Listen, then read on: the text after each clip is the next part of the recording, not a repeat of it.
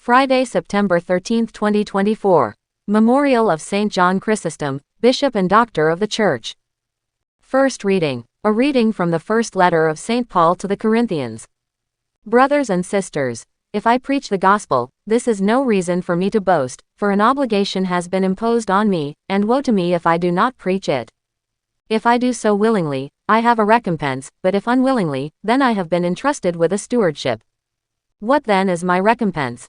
That, when I preach, I offer the gospel free of charge so as not to make full use of my right in the gospel.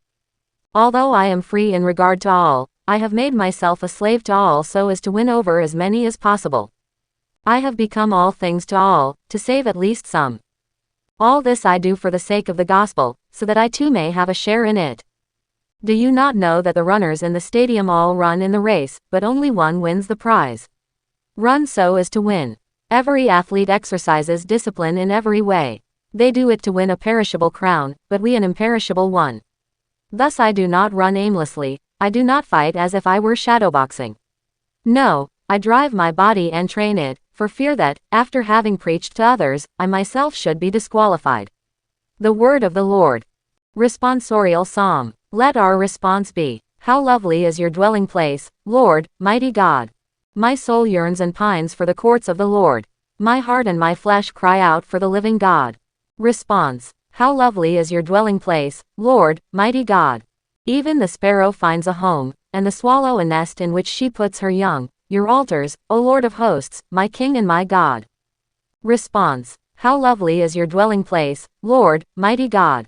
Blessed they who dwell in your house. Continually they praise you. Blessed the men whose strength you are.